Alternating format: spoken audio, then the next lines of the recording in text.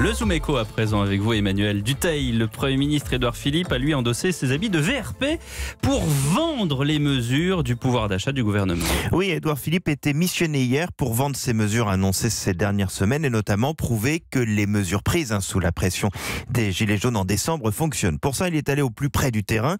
Il a délocalisé pendant 2 jours dans le sud-ouest une partie de son cabinet. Ça se poursuit encore aujourd'hui. Il est même accompagné d'une partie de ses ministres. Alors, ce n'est pas la première fois qu'il le fait, mais là, clairement, le but, c'est regardez, on a pris de bonnes mesures et ça marche. Après la soufflante que les ministres se sont pris de la part d'Emmanuel Macron en début de semaine sur le thème « Mais bon sang, il faut défendre plus et mieux notre action sur le terrain », ça fait au minimum message reçu 5 sur 5. Emmanuel, est-ce que ces mesures fonctionnent vraiment ? Alors, je ne sais pas si nos auditeurs ont tout bien en tête, mais là, on parle des mesures prises en décembre et qui se sont appliquées tout de suite. C'est-à-dire notamment la hausse de la prime d'activité pour ceux qui sont au niveau du SMIC, la prime exceptionnelle dite Macron et les heures sup défiscalisées. Matignon a tout compilé, a bien distribué aux journalistes les premiers bilans qui, il faut bien le reconnaître, montrent que ces mesures fonctionnent. On va prendre peut-être un exemple, la prime d'activité. Il y a 1 300 000 foyers supplémentaires sur le seul premier trimestre de cette année.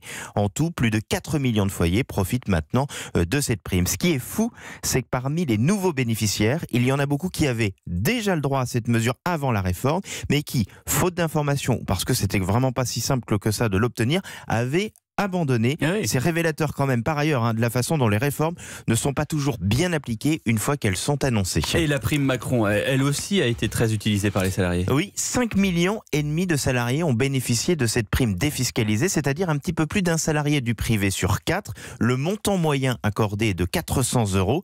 Ce n'est pas rien, 30% des primes versées allaient même jusqu'au plafond de 1 000 €. Une prime exceptionnelle qui, en plus, va devenir pérenne. Là, c'était l'une des annonces de la conférence de presse de la semaine dernière d'Emmanuel Macron. Les heures supplémentaires défiscalisées commencent elles aussi à bien fonctionner. 1 salarié sur 3 du privé a profité grâce à cela d'une petite hausse de salaire.